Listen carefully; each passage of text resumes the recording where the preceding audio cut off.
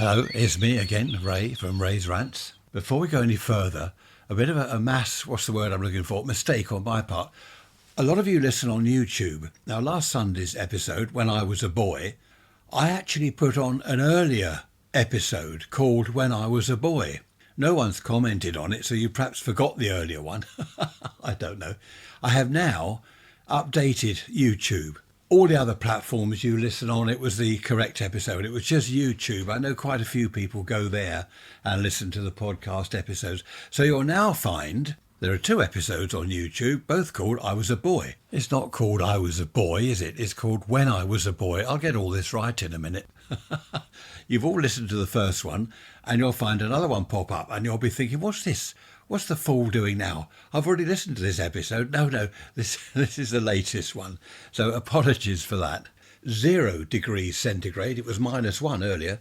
0 degrees, which of course is 32 Fahrenheit. I don't have to work that out, do I? 87% humidity, 1,000 millibars on the barometer. It's raining and the flag is doing nothing. I've had an email from the Met Office, a warning of snow for the south and southeast. That is us, where we are. But at the moment it's just raining. I am not liking this winter weather. It's 7 o'clock in the morning. I've just fed the squirrel. We did have 2 squirrels, but the larger squirrel has chased the baby one away. In fact, yesterday was interesting. We have a pair of jays. They're lovely birds, aren't they? Jays. They always go around in pairs. They were swooping down under the patio roof to the bowl of peanuts, the monkey nuts that I put out for the squirrel, or squirrels as it was. So Mr. Squirrel was helping himself to the nuts when Mr. Jay flew in. I'm not sure who frightened whom. The squirrel looked at the jay looked at the squirrel, and they both cleared off. A bit later the squirrel came back. He took some nuts, and then the jay came back. He took a couple of nuts, and then his friend, probably Mrs. Jay, came back. Then the squirrel came back. It was quite good, actually. I was standing in the kitchen watching all this going on. It was quite funny. And this morning, I opened the back door, very early this morning. There's Mr. Squirrel sitting on the doormat outside, looking up at me as if to say, well, where's my breakfast? What are you doing? I love the animals coming round. We used to have 3 hedgehogs, regular visitors in the garden. I'm going back a few years. 3 hedgehogs. They weren't at all shy. We put the proper food out for them, not milk and bread like some people do because they're lactose intolerant. We put proper food out for them. And every night they were out the back there scuffling around under our bedroom window. This is before I built the patio roof. So we could look out of the window, look down onto the patio and see these 3 hedgehogs having a feast. And they're very noisy eaters. I don't know what they do quite, but they're very noisy eaters. I think they eat with their mouths open and they're sort of making snuffling noises and all sorts. And they disappeared. They just stopped coming. I don't know why. We did have a new fence put around the garden and I did make holes for them to come through, but perhaps I don't know, I think it was that stopped them actually. Their normal route was no longer there. I made the other holes which they obviously didn't find, so we didn't see them again. We do have the odd they're not odd hedgehogs, the odd times that hedgehogs will come in, because I have got the hole in the fence still. Hedgehogs aren't odd. Well, they are in many ways. They're funny things, aren't they? We have quite a few foxes around here, and what the hedgehogs do, I've seen this happen, the hedgehogs will roll up into a ball so the fox can't get part of their body and eat them. And what the foxes do, I've only seen this once, I was watching, they were out in the alleyway one evening. What the fox does is keeps quiet, very still, and waits for the hedgehog to unroll. The hedgehog's obviously thinking it should be safe now, and when he unrolls, the fox attacks the hedgehog. I didn't let that happen because I was watching. As the hedgehog began to unroll, I could see the fox ready to pounce. So I clapped my hands and, hey, get out of it. Of course, the fox did a runner and the hedgehog also did a runner. But I saved the hedgehog's life, for that day at least. One of our 3 hedgehogs we had as regular visitors. I looked out of the front and there was one splatted in the road. That was a shame. And after that, we only had 2 arrive for their feast every evening. He got splatted under a car wheel, which does happen, of course. It happens a lot. It happens to frogs and all sorts of animals. They just try to cross the road. Rabbits. If you go out into the country lanes, you can see a badger, a fox that's been hit. They obviously have no road sense, being animals, and they just wander across the road and get splatted. We were on holiday, I forget where it was once, and there was a deer in the road that had been hit. He was dead, so we had to drag him to the side of the road, poor thing. I've just had another email, getting away from dead animals, we don't want to talk about that. What's this? gov.uk, yellow cold alert for snow today. Cold temperatures until Saturday, November 23rd. Keep homes heated to 18 degrees. Check on the elderly. That's me. I'm elderly. No, I'm not elderly. So snow today. That's the second email I've had about snow. It is raining at the moment. Will it turn to snow? I will keep you posted, because I know you're highly interested in the weather. Us Brits. That's what we talk about, us Brits, isn't it? The weather. You bump into someone you know in the street. Hi, how are you doing? I'm fine. What about the weather? What about that rain the other day? What about the wind last week? It's supposed to be nice tomorrow. They reckon it could rain this evening. That's all we talk about. I'm getting forgetful in my old age. Did I tell you about Britain's favourite drink? Now, I think I did, didn't I? I can't remember. We were a nation of tea drinkers. Now it seems to be going over to coffee. But the latest poll says the favourite drink in Britain is gin and tonic. Can you believe it? Gin and tonic. It has beaten tea and coffee. Gin and tonic. Well, I don't like gin. I don't like spirits. I just like the real ales. That's all I have. But I do know a lot of people like gin. And of course, over the last few years, we've had all these flavours. In the old days, it was gin. You could have pink gin. What was that? Angostura bitters or something you wipe round the glass, which is actually poison, apparently. There's how do you pronounce it? Angostura bitters. That pink stuff in a bottle. Apparently it's poison. But now there's raspberry gin, blackcurrant gin, apple gin, pear gin, you name it, whatever flavour, orange, you can get the whole lot. And people, it seems, are loving it. So gin is Britain's favourite drink. I wouldn't have believed that years ago, but there we are. Last Wednesday on the midweek message, I was talking about people wanting to do things, paint your local red foam box in the village because it's all looking dreadful. Oh, you're not allowed to paint it. Oh, you can't do that. You've got to get permission. All this nonsense. How about this from Jerry? Hello, Jerry. Jerry says his front garden fence between his garden and the pavement, the sidewalk, was all dilapidated and falling down. He'd only moved into the house a few months previously, and that was on his list of jobs to do, the fence falling down. He had a letter from the council. Your fence is falling down. Can you remove it? It's because I think it was leaning over onto the pavement a little bit, onto their sort of area, and they didn't like that. So he removed the fence. He put that as a priority job because it did look awful and it was leaning over onto the pavement. So he removed the fence. He then built a new fence, exactly the same as the old one, just the wooden posts, blah, blah, blah, exactly the same. But it was new and not leaning over, and it looked rather nice. Letter from the council. You must remove that fence you put up. You haven't got planning permission. What? Planning permission? They just told him to take a fence down. He's replaced it. I don't know. It's a crazy world. He went down to the council and he said, look, you told me to take the fence down. So I did. And he said, I built a new one. I can't have no fence there. People will just sort of wander from the pavement into my garden. I want a fence there. Oh, well, you should have come to see us. You should have had planning permission. He said, well, the old fence was there. It's been there like 100 years, 150 million years. I've replaced it. What's the problem? Well, I don't know. Well, send someone round. You might get retrospective planning permission. Anyway, this chap turned up. Typical, in a suit with his clipboard. Oh, I said, oh, now this is the fence. He said, right. Okay, and he's looking at the fence. How deep are the posts? How deep did you bury the posts? I don't know, I can't remember. He said, about 3 feet. Oh, that's 3 feet's good. Yeah, that's good. It must be more than whatever. And were they treated? So Jerry lied to him. He said, oh, yes, it's all been done properly, all professionally, vacuum treated. I think that's where you take the post somewhere and they will put them in a vacuum thing and it soaks up creosote or stuff like that. And he did, in the end, get this retrospective planning permission. But that reminds me of my father. Many years ago, when I was in my teens, across the back of his house, rather like I've done here, I've got the patio roof. I'm always banging on, aren't I? Banging on about the patio roof. You've heard about my patio roof. So, who's that? That's one of my radios talking to me.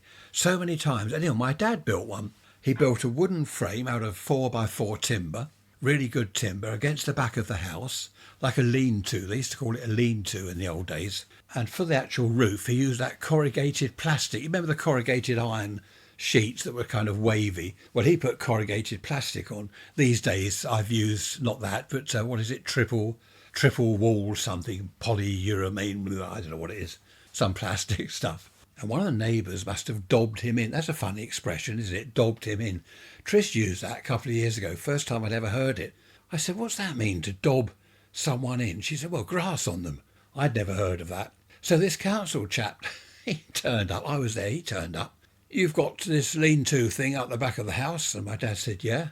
He said, have you got planning permission for that? And my dad said, I don't need planning permission, surely. Anyway, the chap went through. He had a look. He said, yeah, OK, right. How long are the bolts into the wall? So, my dad lied. He said, I don't know, about 8 inches. And the chap said, oh, that's OK, that's OK. How deep are the posts into the ground? So again, my dad said about 3 feet, which they weren't. And the chap said, are they in concrete? Oh, yes, they're in concrete, which I think they were. And whatever this chap asked my dad gave him the answer that he knew he would want. And he got retrospective, backward planning permission, old planning permission. And it was all OK. But one of the neighbours had dropped him in it. Oh, he's built that on the back of his house. Has he got planning permission? So old Jobsworth behind his desk, old idiot behind the desk, must have had a look. Have we got planning permission for that address? Oh, no, we haven't. Oh, jolly good. Let's go round there. Knock on the door. I've got my clipboard and my suit. Hello, I'm from the council. Have you got planning permission? Anyway, that was all OK in the end. These days, planning permission has been changed. I built our patio roof. I did wonder, because of my dad's problem, I did wonder whether I should get permission or have the council round. But I looked into it, and you can build something, up to 3 metres off the back of the house or something like that. And it was fine. Honestly, it's a few bits of wood and a plastic roof. I've just done 1 or 2 bits out in the garden. I'd left some stuff out there, and it's snowing. Well, sleet, sort of sleet and snow-ish stuff. Horrible stuff, and it's not warm. Well, it's not as cold as it was. If it's below sort of 0, I don't think it does snow, does it? So it is actually snowing. Hang on. It was. We often find this here down on the south coast of the UK. It'll snow, but it won't settle. It can snow quite hard for some time, and as the ground is wet, it doesn't settle, it just melts. But of course, the colder it is, I don't know, is that right, that it won't snow? No, that can't be right. It won't snow below freezing. Otherwise, the North Pole wouldn't be covered in snow, would it? Anyway, there we are, first snow of the winter. It's not actually officially winter, is it, until December? I've no idea. You tell me. raiserants@protonmail.com. Thanks for that story about your garden fence, Jerry. That was amazing. Council tell you to take it down, so you take it down, put up a new one. Oh, you can't do that. Oh, no. Jobsworth. More of my Jobsworth and all this rubbish. You've heard of the expression Jobsworth, of course. Have you heard of the expression Firmsman? Oh, he's a Firmsman. He's all for the firm, all for the company. And if someone does something wrong, he'll report them to the boss. Oh, so-and-so against the rules, against company rules. He did this and that. Naughty, is in trouble. Bit of a Firmsman. People don't like that type of person at all. Email from Joan in California. Hello, Joan. What a lovely place to live, California. I went there once in 1975. Went there for 3 weeks, a holiday, and it was lovely. Joan says a friend of hers volunteered for a programme for 7 years that it takes excess food, still good food, from restaurants and takes them to local homeless shelters and food banks, which is really good. So she would pick up the food and drive it to one of the receiving locations. It's a structured programme, and the restaurants that donate receive the tax benefit, so it all works well for everyone. She was notified that she can no longer volunteer. This is typical, isn't it? Because she's not an employee of a non-profit organisation anymore. I mean, what nonsense. She's only dropping off food, for goodness, stone that crows. Apparently the non-profit organisation she did work for was completely unrelated to the food programme anyway. So you must be an employee of any non-profit organisation in order to volunteer your time. In other words, Joan says if I wanted to volunteer to take excess food to the homeless and the needy, I couldn't do it. Thanks for that, Joan. Yeah, it's amazing, isn't it? Honestly, the things that go on. A friend of mine's got a strip of grass outside his house, other side of the pavement from his fence. It's along the road, and a lot of people will mow that bit of lawn there. It's just a strip of lawn. It belongs to the council, and a lot of people will mow it. And what some people do, which I think is really nice, they plant crocus or daffodils there. So in the spring, when everyone's looking forward to the summer, these strips of grass along the roads, they've got the daffodils coming up and crocus and other things that people plant. Mr Jobsworth from the council turned up. Did you plant those out there? So my friend said, no, I didn't do it. He said, I think someone was doing that a year or two ago. They were going along planting bulbs. They look nice, don't they? And this council chap, he said, well, they might look nice, yes, but you can't do that. People can't just plant things like that. That's our grass. That will be mown. When the chap comes along with the mower, all those plants will be ruined. So this friend of mine, he said, well, when does this chap come along with the mower? I have to mow my own. Most of us round here mow the strip of grass out there because you don't bother. Oh, yeah, well, we've had cutbacks, but when we do mow it... Anyway, this friend of mine, he said, look, I haven't planted the damn bulbs, OK? None of us have planted the bulbs. It's someone that's come round here with a load of bulbs and they planted them. Oh, well, you should have stopped them. You should have done this. And he said, no, why would I stop them? I thought it was the council. We wouldn't do that. Oh, anyway, this went on, this chap on the doorstep. And in the end, he sort of scuttled off and that was the end of it. They never did mow the grass. But again, what a ridiculous waste of time and money to send someone round to people's houses. Did you plant those bulbs? You can't do that. You shouldn't plant bulbs. What a waste of time. Email from Annette. Hello, Annette. Nice to hear from you up in Norwich. Nice part of the country. I've been up there.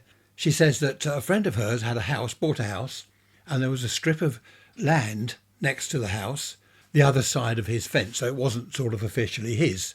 He put a new fence up and he moved it over to where the pavement was. So this strip of land then became his. Years and years went by. It was his land and he grew stuff there and he put a shed there and all sorts, put a proper fence up. It was 10 years later, she said, a man from the council turned up and said, that's our strip of land. So this chap said, well, this is how it was when I bought the house 10 years ago. He lied, obviously. And the chap said, well, no, we've looked on the what do you call it, the deeds and stuff like that, whatever it is. He said, that is actual council land. So this chap said, well, what are you going to do? What should we do about it? This is how I bought the house.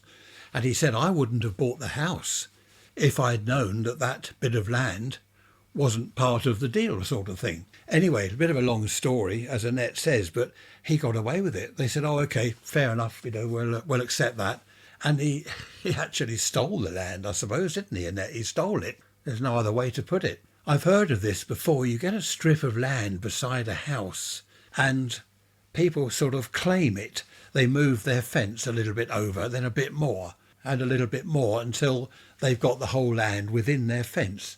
This does happen a lot. And I think the majority of people are told to, put the fence back where it should be. But I have heard of people getting away with it. So there we are. Worth a try, I suppose.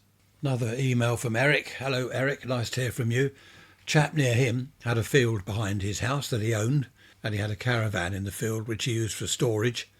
He then replaced the caravan with a barn, a small barn, which was okay for storage and stuff like that. He then built a house. He built a house on the field that he owned at the back of his house. I'm not sure about access to it. That's not mentioned. But anyway, he built this house and the council told him to pull it down. He tried to get the retrospective planning permission. No, you can't build a house there. It cost him, obviously, tens of thousands of pounds. He had to pull the house down. Total waste of time. It's one thing moving a fence, isn't it? And then being told, no, you can't do that. Put the fence back where it was. That won't sort of cost you a great deal apart from time. But to build a house without planning permission, that really is asking for trouble, isn't it? The money he must have spent on that house, all to be wasted. Of course, it would cost him to pull it down as well, then take all the rubble away. I don't know. Huge mistake on his part. Thanks for that, Eric. A lot of people try to get away with things, don't they? But building a house is really pushing your luck, isn't it, a little bit? I know certain countries, their planning permission doesn't seem to exist, really. Places like Spain, you go down there, you have a look at the towers, huge towers that people put up with aerials on top, the local radio hams down there. Whenever I've been to Spain, I look out for these aerials on these big towers, even in the middle of a town. someone will put a big tower on a flat roof, with a huge aerial on top. I don't think they've got planning permission for it at all. They just seem to do what they like. I suppose it's a good idea. Obviously, it is a good idea, I don't suppose, to have planning permission. You have to have some kind of regulation, don't you? You can't have people building extensions on their houses in fields, even if they own the land. You can't just build a house on it. It could be agricultural land, for example. Did you see all our farmers, by the way, during the week? They all made their way to London, to Westminster, in their tractors and things. And there were thousands, was it? They said 10,000 farmers there or more, all protesting about this inheritance tax business. Some of those tractors are hugely expensive, £200,000 each. One chap said that a combine harvester, the cost of that is £1 million. £1 million for a combine harvester. You've got to have the gear, haven't you? You've got to have the equipment. You can't say, well, I can't afford a tractor. What do you do if you haven't got £1 million to buy a combine harvester? I suppose you can hire them. You can probably hire them, but what would that cost? Huge amount of money. And these other things, they've got other bits of machinery. This chap was saying, well, that's 200 grand for the tractor. That bit of equipment there, that's 500 grand. That combine's $1 million. Stone the crows, that's a lot of stuff. And of course, in the countryside, crime, nicking these tractors and things, is big business, obviously. And apparently they send the stuff abroad. Get a tractor, put it in a container, bung it on a ship, and off it goes. Never see it again. The insurance premiums must be amazingly high. Huge. Imagine insuring a tractor, against theft. And it's left, well, you can't really lock it up at night, can you? It's left outside or left in a barn. What could you do with it? Anyway, quite interesting listening to both sides of the farmer's story and the government and all their tax business. I've just lit the coal fire because it's chilly today. It's very cold today, and I've just had a news alert. Storm Bert, there we are, Storm Bertie, to bring snow, rain and 70-mile-an-hour winds to the UK at the weekend. Here we go. Every winter I read these out, and I don't know why I bother. We won't get snow. We're probably going to heat wave. It'll be a barbecue weekend. The weather forecast, I don't know. I suppose you have to have some kind of weather forecast, do you? Or not? No, you're saying no, we don't. What's the point? It's always wrong. We shall see. By this weekend, Storm Bert to bring snow, rain and 70-mile-an-hour winds to the UK. We shall see. The proof of the pudding will be in the eating, as they used to say 100 years ago. I've also just heard that a Christmas market has been cancelled this weekend. It was at the Weald and Downland, which is a lovely place. I think that's at the back of Chichester, north of Chichester. I've been there. Trish and I went there. It's a lovely place. They've got old buildings, kind of hundreds of years old, and the way they used to live, all the buildings and they built like a little town, well, a little village, and everything is exactly how it was like a couple of hundred years ago. Look it up. It's the Weald, W-E-A-L-D, Weald and Downland. So there was a Christmas market there this weekend, Saturday and Sunday. It's just been cancelled. Oh dear, what a shame. All those market stall holders, they planned it all out, hoping for a good weekend financially, obviously, to keep them going through the winter, and the thing's cancelled. Still, you can't blame anything but the weather, really. I blame the weather forecasters. I'll have to get onto the BBC and say, I want a word with your weather forecast. Look what he's just done. Your forecaster. Do you remember Michael Fish, 1987? Of course there won't be a hurricane. Oh, goodness me. We're not going to have a hurricane. So what happened? The 1987 hurricane devastated the UK. Thousands of trees down, property damaged, massive hurricane damage across the entire country. I've just remembered something. This chap, he had a garden that backed on to a kind of industrial place. And the people in the industrial units, they put a notice on his wall. Now, this is the industrial unit side of his back garden wall, if you see what I mean. It was only held on with sort of 4 screws or whatever. Anyway, this chap went round there and he said, that's my wall. Can you take your notice off it? So it was the end of his garden. The other side of the wall where the units were, there was like a car park, and they'd put a notice there on his wall. And the chap said, oh, well, it's only a little notice. It's just about parking. Surely it's not hurting the wall. No, that's my wall. Take it off. So they took it off. They thought, we don't want any hassle with this. They took it off. But while the chap was round there complaining about it, he said, why is the wall painted? And they said, well, we've whitewashed everything. We painted everything white round here because it looks rather nice. And he said, well, I don't want my wall painted white. It was getting silly. He obviously had some problem with the industrial people. It was only a small unit. It was nothing huge. He didn't like it for whatever reason. Perhaps it was cars coming and going. I don't know. So anyway, he got onto a solicitor. The unit people had to get a solicitor, and it didn't go to court because the two solicitors got together and obviously said something like, this is crazy, the bloke's painted a wall, it's the other side of it, oh, let's forget it. So it didn't get anywhere. So it depends which way you look at it. It's his wall, so you're not allowed to paint the other side of it. On the other hand, does it really matter that someone's painted the other side? It's like our garden fences at the back. So that fence belongs to me, and if he wants to, my neighbour, creosote the other side or treat the other side, well, that's fine. In fact, that's rather good because it'll preserve my fence for a bit longer, save me buying a new one. But this is typical of all these petty little things.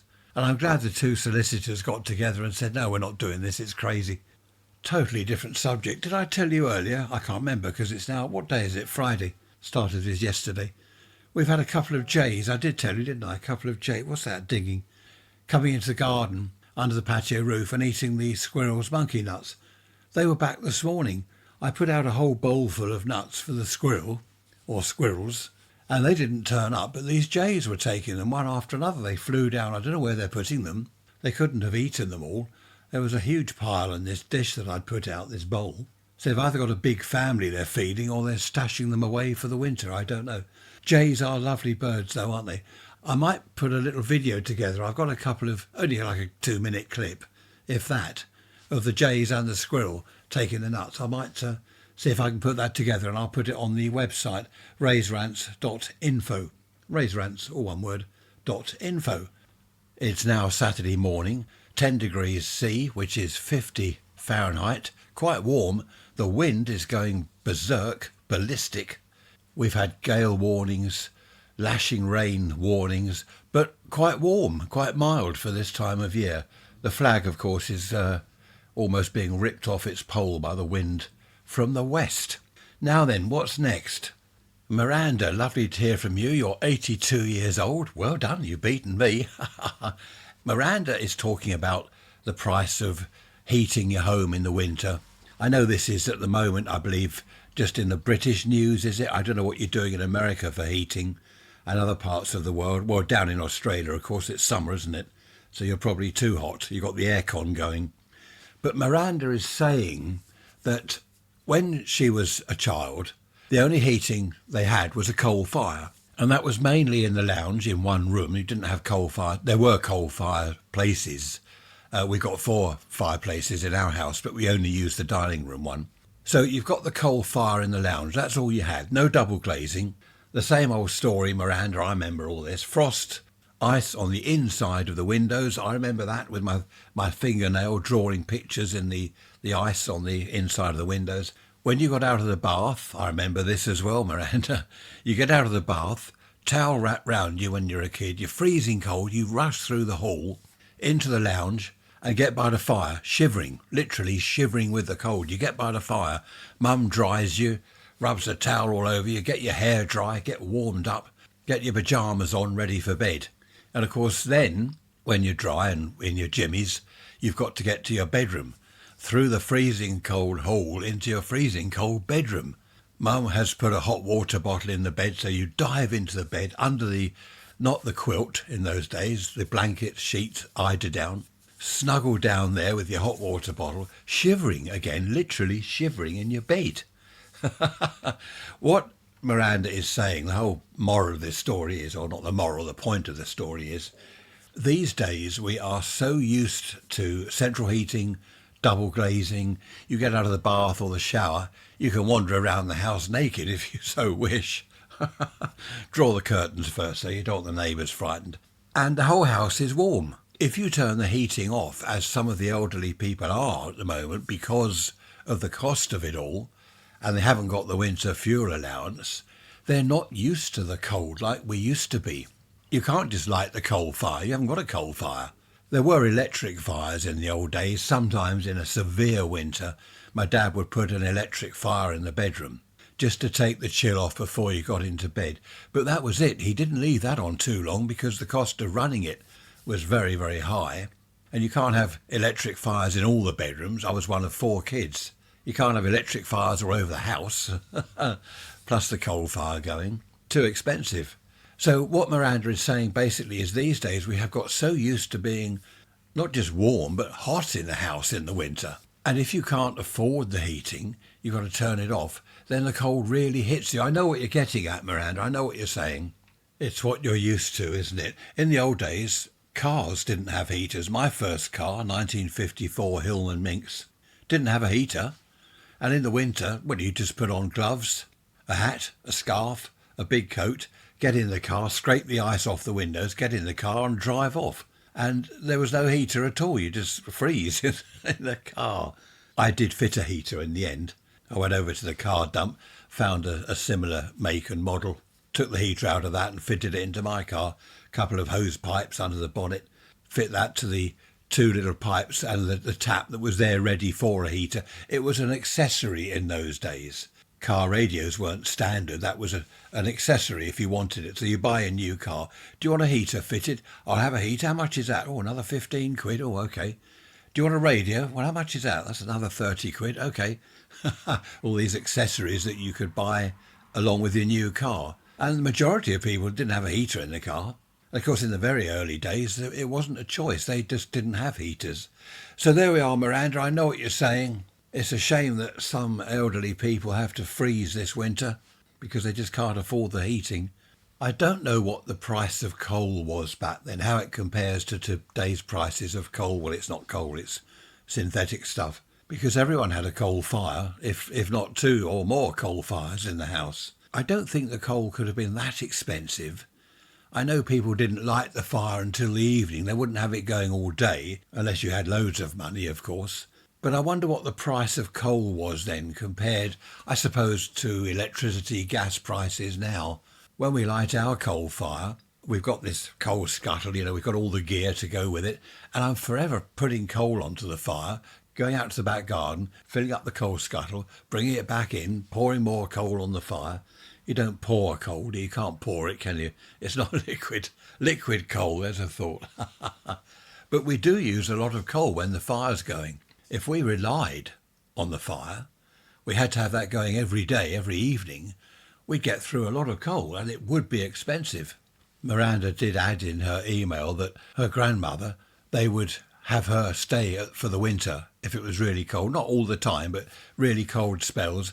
They'd have Granny round. They'd sit Granny by the fire all the evening. She'd have a shawl. Oh, and the sausages. Do you remember the sausage dog you'd put along by the door to stop the draft coming in? We had those when I was a child, the sausage dog along the lounge door, stop the draft coming in from underneath.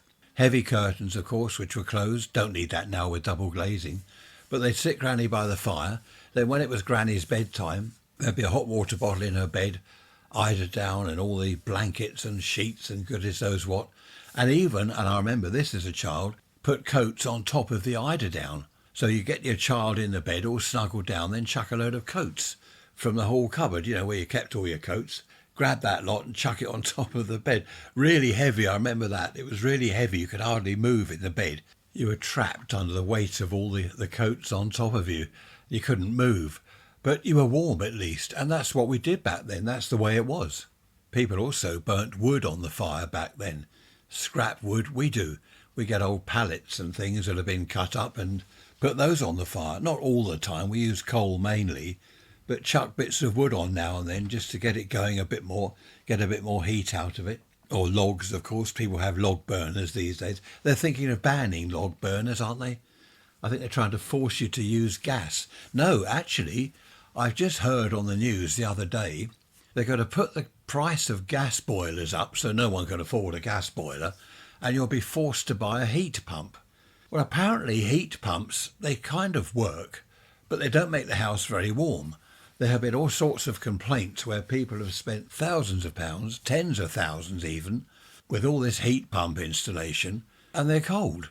All we can do is hope for a mild winter, which it has been fairly mild so far. Mind you, we're not in winter yet, are we? It's a shame we can't go back to opening up the coal mines and having coal fires. But of course that just pollutes the atmosphere dreadfully, doesn't it? What is it, sulphur fumes? I did hear somewhere that, when you light your coal fire, if you walk past it, it fans it with the air as you walk past, and some smoke comes out into the room. I love that smell, that sulphurous type coal burning smell. But apparently it's poisoned. It's poisonous, don't breathe it in. So, so I try not to walk past the fire too quickly and billow the smoke into the room. I remember on the telly when I was a child again, back in the 50s, or was it early 60s, whenever it was, they were talking about in the future we would get our heat for the winter from the centre of the Earth. Well, perhaps not the very centre, because the Earth, the planet, isn't it, inside, is all molten rock. It's all on fire. It's all bubbling lava.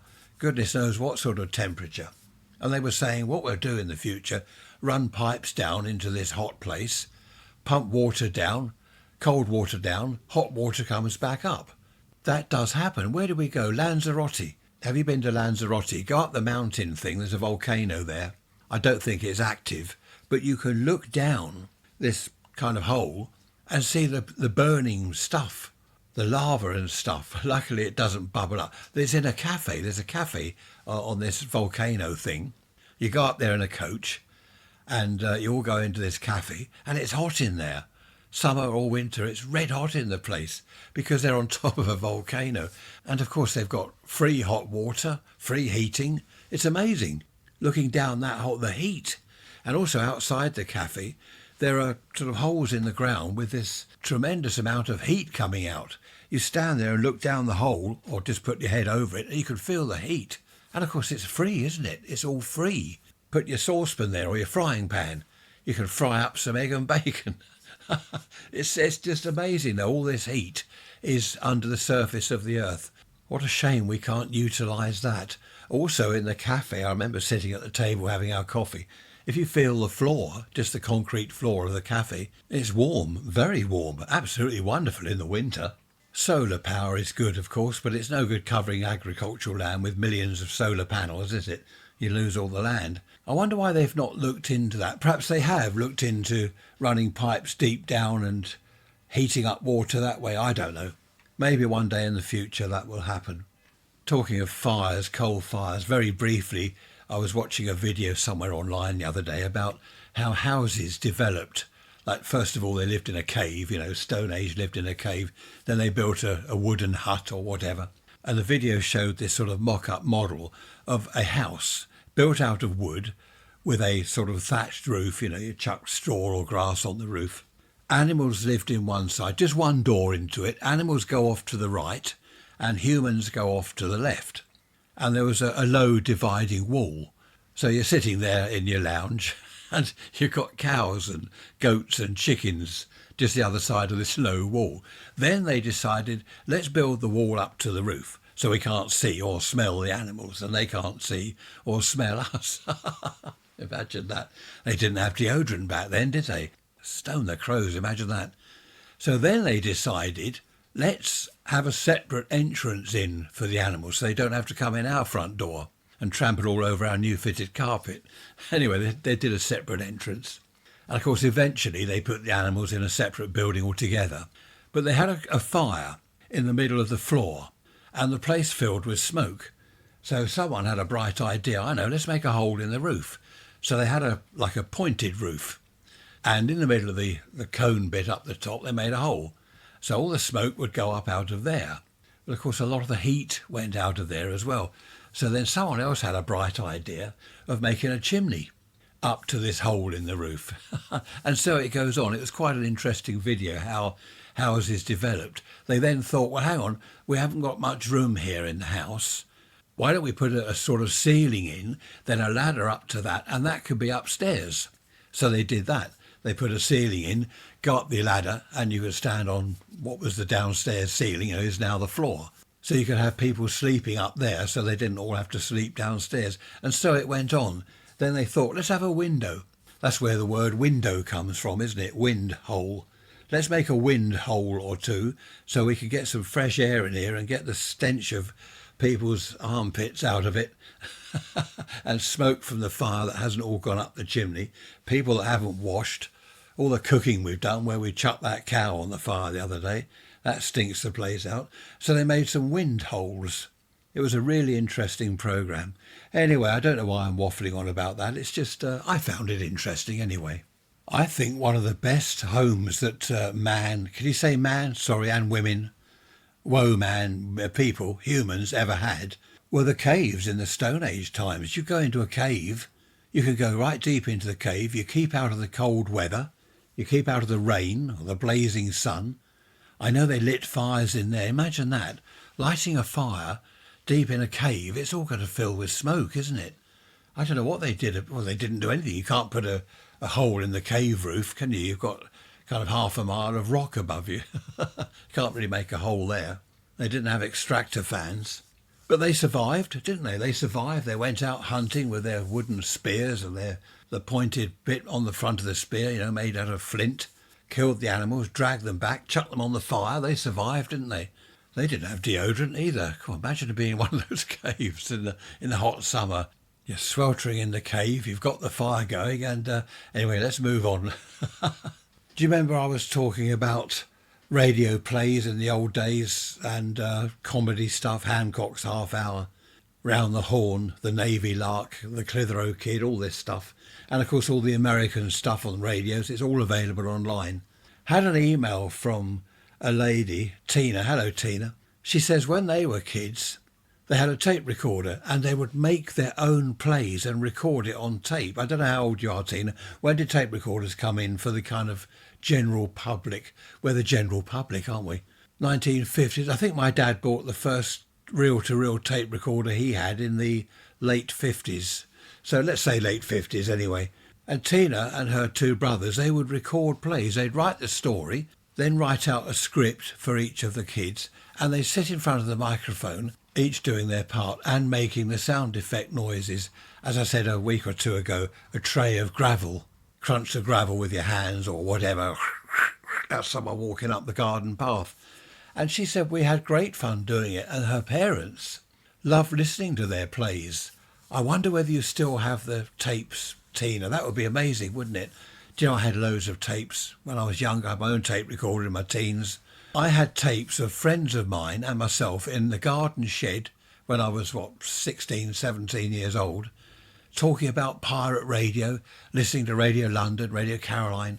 I wish I had those tapes now. I wonder where they all went, along with all my records, all my vinyl. Don't know where that lot went. Disappeared.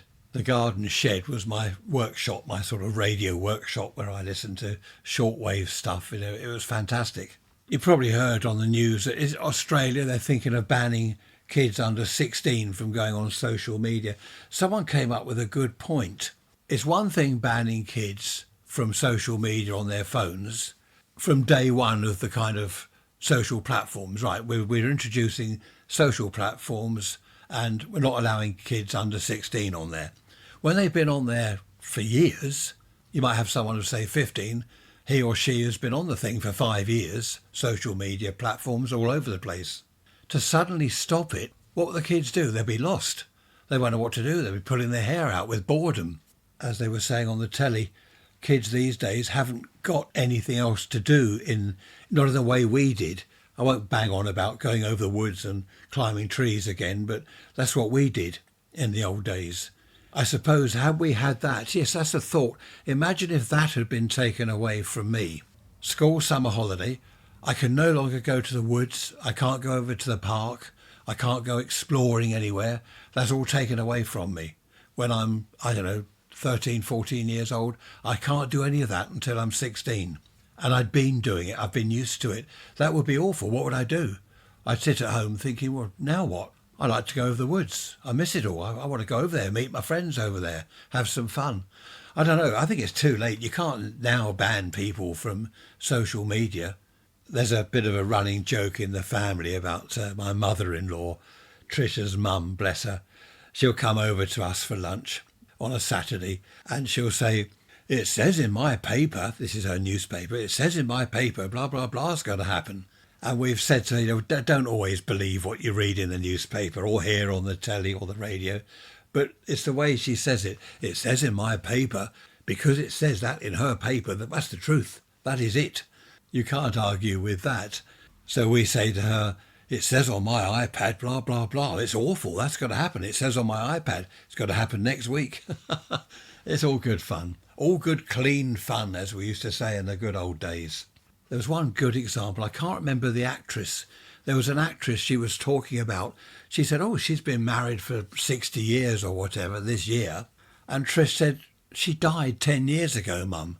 Did she? Yes, she died 10 years ago. But it says in my paper. I think she misread that. I don't think the paper got that wrong. And some of this AI stuff now, this artificial intelligence. A friend of mine sent me a link. Hello, Nick, if you're listening. He sent me a link. Amazing, incredible, high definition, brilliant quality. It just looks real. This stuff looks absolutely real. And Trish pointed another one out online the other day. People, they look like real people. And they're talking. And I don't know, it's just, you just don't know what is fact and what is fiction these days. The wind is really getting up now. It's blowing a hoolie. Whatever a hoolie is, that poor old cherry tree, there's hardly any leaves left on it now. I've got to get a ladder out the front there when the leaves have gone and cut some of the top down a little bit, because it's almost, well, it's up to the telephone wires. The telegraph wires, as they used to be called. Do you know, we still call them telegraph poles, not telephone poles or internet poles. Imagine that, internet poles. They were originally telegraph poles because they were for telegraph, not for chatting on the phone. And the branches are, well, yes, the top branches are actually against the phone wires. So I've got to get out there when the leaves have gone and the wind has dropped. I shall get out there and do some cropping, some pruning. Telegraph, of course, wasn't chatting on the phone. It was Morse code key over the telegraph wires. They were good old days. Well, I wasn't there then. How can I say they were good old days? That's the 1800s, isn't it? Interesting days, though. The advent of radio, inventing radio, people at home listening to a wooden box that's talking to them, playing music at them. Amazing. I'm sounding a bit croaky now. I've been talking for too long. Oh dear, perhaps it's time for a cup of tea or coffee. Oh no, what's the nation's favourite drink now? Gin and tonic. Gin and tonic. What's the time? It's 8:30 in the morning. I don't think I'll have gin and tonic. As I said earlier, it's Saturday today, the 23rd of November, 24, getting even closer to Christmas. Oh, I said the C word again. Sorry about that. Apologies. They're doing the countdown on the telly. 36 days, 35 days, 34 days. No one's interested in that, in the countdown. A lot of people have got Christmas trees up, decorations. Daughter number one puts her Christmas tree up in the middle of November. And she said the other day, when are you going to put the tree up, Mum? And Trish said, our tree is up in the loft where it should be until the last week before Christmas. It is up in the loft. I like that. I don't like starting Christmas too early. Let's make a sort of a week or 2 weeks of it. A week before Christmas, put the decorations up, have Christmas, enjoy Boxing Day, have a good time then. Then you've got New Year's Eve, get that out of the way, and then we can look forward to the spring. I don't know what's happened to my voice, so I'm going to end it here. Where are we? 48 minutes. It's never an hour, is it? One of these days I'll shock you. It'll be an hour and a half. Right, I'm going to disappear. I don't know what's happened to my throat. I'm going to make a cup of tea. I'm going to check my aerials out the back because the wind is now blowing a double hoolie, and the sky over the downs there to the north of me, over the downs, is really black. It's not looking good at all. So take care. Here we go. Be good, be bad. If you're bad, don't get caught, blah, blah, blah. I shall see you on Wednesday with the midweek message. I hope the weather's all right where you are. Look after yourselves. Don't do anything daft like I would. Keep warm if you're in the northern hemisphere. As for you lot down in the southern hemisphere, I'm not talking to you. Thanks for listening as always. I've enjoyed talking to you immensely. I hope you've enjoyed listening. See you on Wednesday. Bye-bye for now.